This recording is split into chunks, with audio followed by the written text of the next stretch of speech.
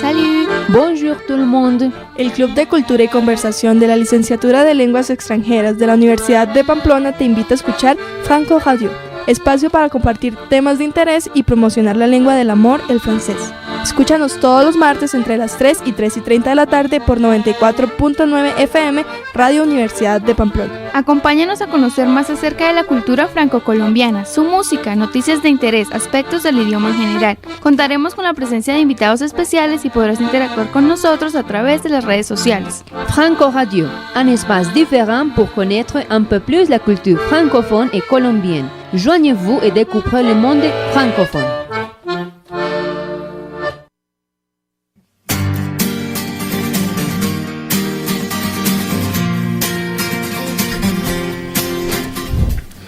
Muy buenas tardes, bienvenidos a una emisión más de nuestro programa Franco Radio. Les habla Luisa y el día de hoy estaré junto a mis compañeras Diana y Bárbara.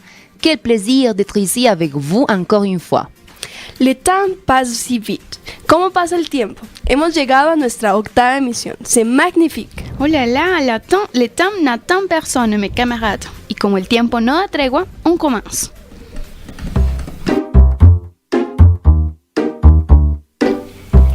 Comenzamos la tarde de hoy con nuestra sección titulada Les Points Francophones. Como de costumbre, en esta sección hablaremos de expresiones idiomáticas, datos curiosos, frases célebres, entre otros aspectos de la lengua francesa. Y el día de hoy no es la excepción. Así es, Diana. Dans notre première section, les points francophones, on vous présente des expressions idiomatiques, des phrases célèbres, faits curieux, entre autres. Et aujourd'hui, ce n'est pas l'exception. Très bien, je suis très intéressée à connaître l'expression du jour. Alors, bueno, para empezar, me gustaría comenzar diciendo que en el mundo laboral nos encontramos a menudo con expresiones, palabras y dichos peculiares que son propios de este entorno. Oui, c'est vrai. De nos jours, les mondes professionnels comptent avec une vaste quantité de spécificités qui ont généré un grand nombre d'expressions, qui ont la particularité de se propager rapidement, comme les rumeurs, qui se répandent comme une traînée de poudre. Exactamente, la vida profesional muchas veces nos exige manejar ciertas expresiones propias de este campo. C'est-à-dire, la vie professionnelle réussit quelquefois à nous imposer l'utilisation d'un vocabulaire spécifique. Et c'est pour cette raison qu'aujourd'hui on partage avec vous l'expression « avoir du pain sur la planche ». Así es, por esta razón el día de hoy vamos a compartir con ustedes la expresión avoir du pain sur la planche, o en español, tener el pan sobre la mesa, por su traducción literal. Avoir du pain sur la planche. Ça me semble un peu bizarre. Tener el pan sobre la mesa, ¿no? Yo considero que tiene que ver con el hecho de tener un trabajo estable, ¿saben? De ahí que el hecho de tener pan sobre la mesa me parece razonable. Bon, c'est une approximation excellente, ma chère Barbara, mais dans ces cas-ci, quand on utilise l'expression « avoir du pain sur la planche », on fait référence au fait d'avoir beaucoup de travail, devant soi, avoir beaucoup de choses à faire. Como bien lo dice Diana, esta expresión se utiliza para indicar que tenemos mucho trabajo por hacer. Ah, bon, et pour bien illustrer l'expression et son usage, je vous donnerai un exemple. Le professeur m'a donné une quantité énorme de devoirs cette semaine. J'ai du pain sur la planche, je ne pourrai pas profiter de mon temps libre, moi. Entonces, el ejemplo diría como: el profesor me puso una cantidad enorme de trabajos esta semana. Tengo muchas cosas por hacer y no podré disfrutar de mi tiempo libre. Quel exemple si approprié. Dans ce moment, j'ajouterais que jusqu'au XXe siècle, cette expression avait un autre sens que celui qu'on utilise actuellement. Elle signifiait avoir assez de ressources pour vivre longtemps paisiblement. En effet, à cette époque, les pains pouvaient être conservés pendant longtemps, ce qui permettait aux personnes de ne pas manquer de l'essentiel pour se nourrir. Oui, cette expression ne désigne pas l'effet d'être surchargé de travail ou d'avoir beaucoup de choses à effectuer. Dans cette époque-là, les pains étaient alors gardés, l'effet de pouvoir affronter l'avenir en toute tranquillité. Para todos nuestros oyentes, esta expresión antes se usaba para referirse al hecho de afrontar una situación con tranquilidad, ya que a finales del siglo XIX, en las zonas rurales de Francia, los campesinos solían poner el pan sobre una plancha de madera para asegurar su conservación por cierto periodo de tiempo.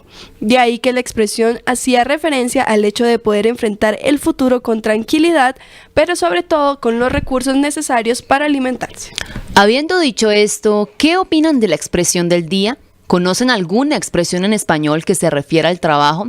¿Les gustaría compartir un ejemplo haciendo uso de la misma?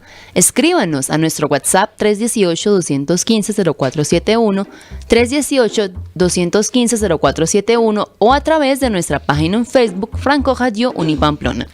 Ouf, mais quelle émission, hein? Je me sens un peu fatiguée avec le travail, la vie professionnelle, etc. J'ai besoin d'un temps pour me distraire un peu. Ah, mais tranquille, Diana, j'ai la cure à ton dilemme. Au moins, cette chanson va nous relaxer et nous détendre un peu. Justement, pour commencer bien cette émission, ¿por qué no escuchar una canción para amenizar un poco la tarde de hoy? Con ustedes, Il faut que je travaille, y una chanson de Princess Erika. Écoutons-la.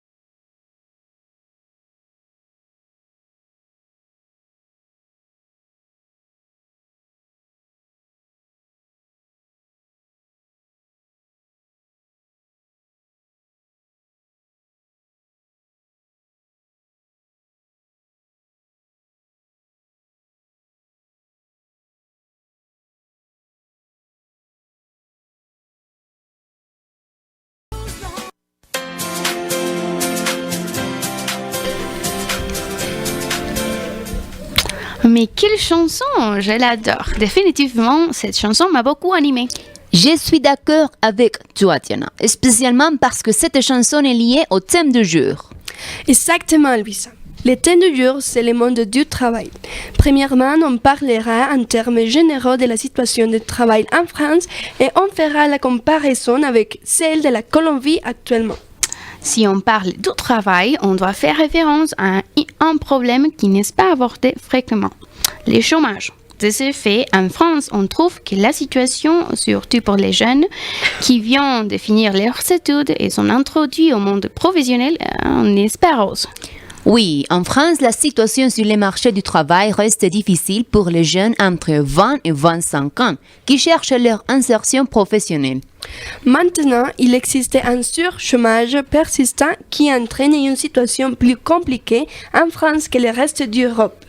D'autre part, selon l'Université d'Oxford, la situation professionnelle en Colombie a progressé, mais elle est encore préoccupante, car les professionnels ne répondent pas aux exigences des entreprises. C'est pour cette raison que les chefs d'entreprise préfèrent chercher d'autres alternatives à l'étranger. Mais ne vous inquiétez pas, il y a toujours de l'espoir. Si vous ne trouvez pas de travail dans des métiers traditionnels comme politicien, journaliste, médecin, policier, enseignant, entre autres, faites attention à ce qui va suivre. Aujourd'hui, nous avons le top 5 des métiers les plus étranges du monde. Un top très intéressant, n'est-ce pas les filles? Oui, Barbara, il y a des très chouettes métiers, des métiers très ennuyeux, mais aussi des métiers complètement urgents. Certains métiers sont en effet moins évidents que celui des facteurs, d'employés, des bureaux ou des vétérinaires. Voici un aperçu des métiers les plus bizarres du monde dont vous n'avez sans doute jamais entendu parler. Alors, c'est le moment de changer de plan de carrière. Pour ce top 5, nous avons tenu compte d'une publication faite par Skynet Proximus en 2015, appelée Les métiers les plus bizarres du monde. Commençons alors. Bon, est-ce que vous avez joué des Lego? Parce que les métiers avec lesquels on commencera ce top 5 va vous étonner. Constructeur de Lego.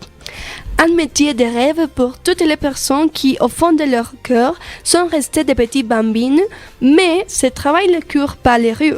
Actuellement, il y a seulement 8 personnes qui l'exercent à travers le monde dans les Legoland Discovery Centers. Et lorsqu'un poste se libère, la concurrence est féroce.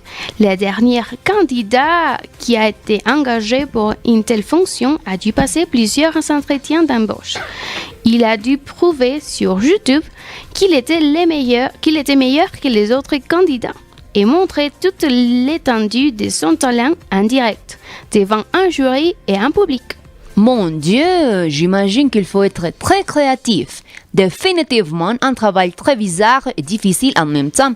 Bon, c'est le temps. C'est le moment pour une autre chanson. Écoutons maintenant Ma petite entreprise par Alain Basham.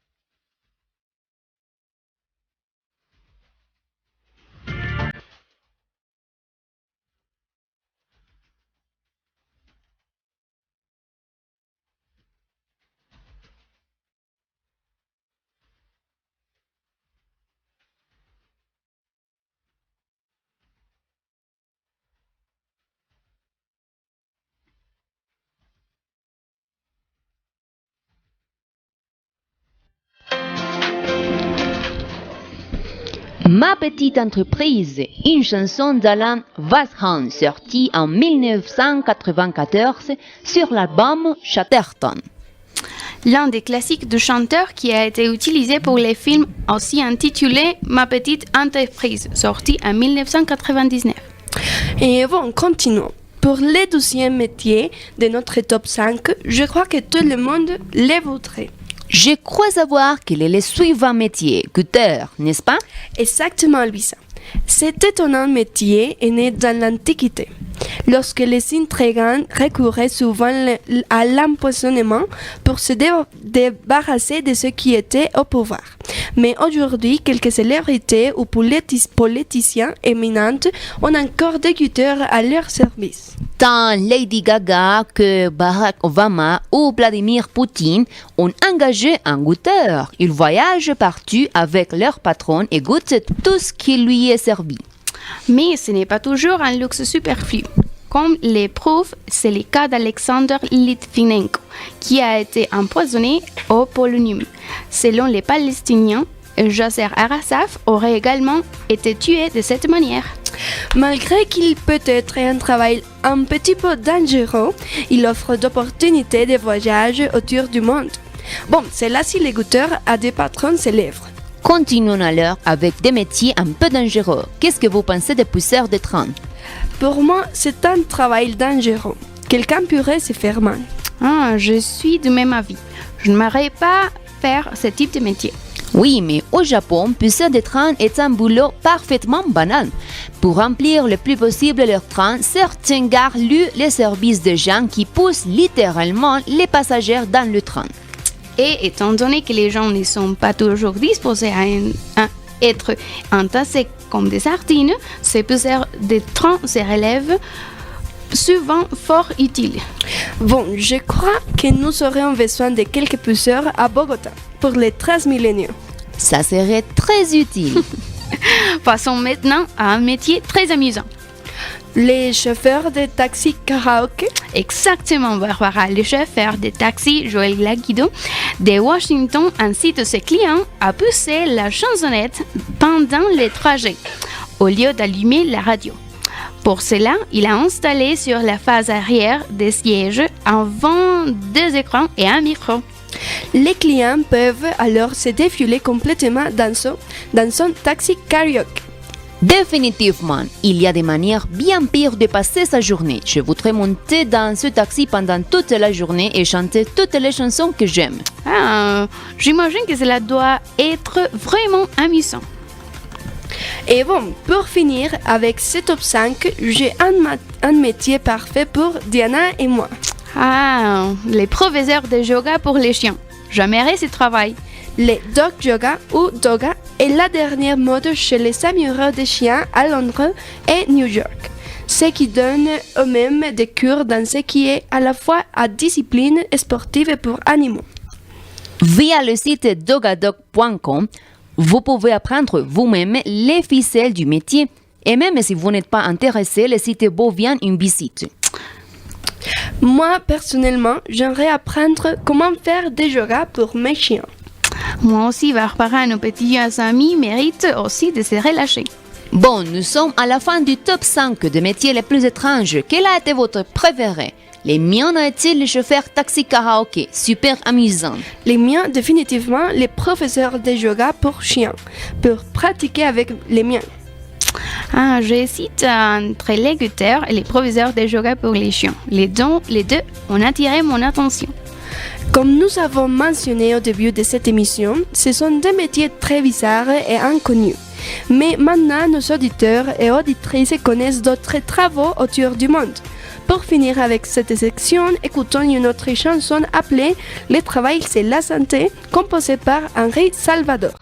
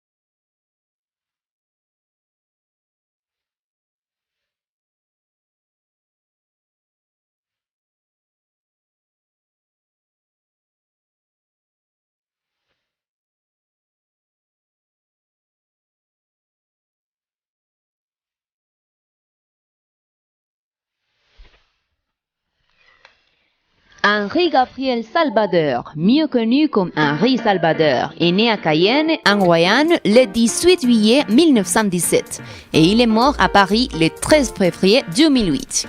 Salvador a été non seulement un chanteur et humoriste, mais aussi compositeur et guitariste qui a commencé sa vie artistique en jouant dans des orchestres déjà françaises.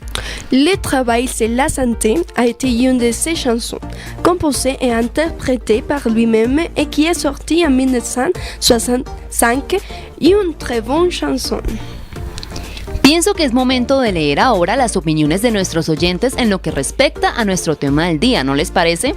Pero antes, démosle un resumen de lo que se habló el día de hoy, comenzando por la expresión del día que fue avoir du pain sur la planche, y que significa tener mucho trabajo delante de nosotros, mucho trabajo por hacer. ¿Qué opinan ustedes de esta expresión? ¿Conocen alguna otra expresión relacionada con la vida laboral? Cuéntenos a través de nuestro WhatsApp 318-215-0471, 318-215-0471 o también por medio de nuestra página en Facebook Franco Radio Unipamplona. Además de esta expresión, trajimos a ustedes un top 5 de las profesiones más extrañas del mundo, desde constructores de Lego hasta instructores de yoga para perros. Hablando de yoga para perros, se ha vuelto muy popular no solo en su país de origen, los Estados Unidos, sino también en países como Canadá, Inglaterra, Japón e incluso en Francia, en donde aún no ha tenido mucha acogida, pero podemos asegurar que en un futuro será muy popular. Muy popular, diría yo. En el puesto 5 tenemos la profesión como constructor de Lego, un puesto que solo ejercen 8 afortunados en todo el mundo, que además es bastante complicado de obtener, ya que los aspirantes deben demostrar a través de YouTube su talento para el puesto. Creo que me animaría a este trabajo. ¿Y ustedes? Cuéntenos sus opiniones, queridos oyentes. L'autre métier a été goûteur, o en español, degustador. Es una profesión que comenzó desde la antigüedad cuando los personajes importantes, por miedo a ser envenenados, le pedían a alguien que probara los alimentos por ellos primero. Actualmente, muchos famosos lo utilizan, entre ellos Lady Gaga y el expresidente de Estados Unidos, Barack Obama. ¿Qué nos dicen ustedes? ¿Se prestarían para esta profesión? Cuéntenos. También presentamos a los empujadores en los trenes en Japón. En este país, al parecer, cuando las personas no caben en el tren, hay hombres fuertes encargados de hacer que quepan todos. ¿Creen que necesitemos algo así en Colombia? ¿Dónde, para ser exactos? Y en Washington tenemos al chofer de taxi karaoke, idea propuesta por Joel Laguido, quien instaló una pantalla para que sus clientes puedan disfrutar su trayecto cantando un poco de karaoke. Si saben o conocen alguna otra profesión extraña, escríbanos.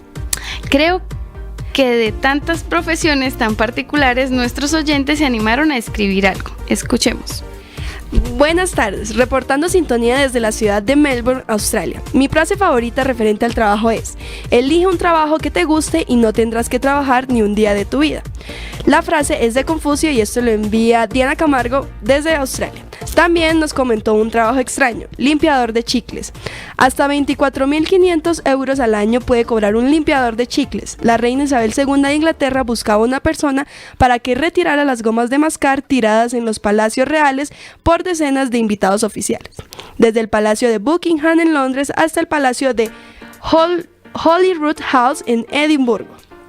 Aquí tenemos un saludo muy especial para la familia Mota Pacheco, especialmente para Camilo y Yamile, que nos escriben desde Ocaña. John Mauricio desde Cúcuta nos dice: qué buen programa, éxitos, suena exquisito. También nos dice: un trabajo extraño es la fabricación de cajeros electrónicos de última generación. Reciben dinero en consignación, los selecciona por denominación, los almacena y paga ese mismo dinero. Además, recibe cheques, da vueltas en moneda menuda como billetes de baja denominación y monedas. Otro trabajo que él nos cuenta es los tapahuecos informales en las carreteras. Y Alejandra también nos dice: definitivamente necesitamos un empujador de tren para el Transmilenio. También John Mauricio nos envió una frase referente al trabajo que dice: por mi lomo es que yo como. Muy interesante todos sus comentarios, gracias totales por estar siempre con nosotros. Buen resto de tarde a todos.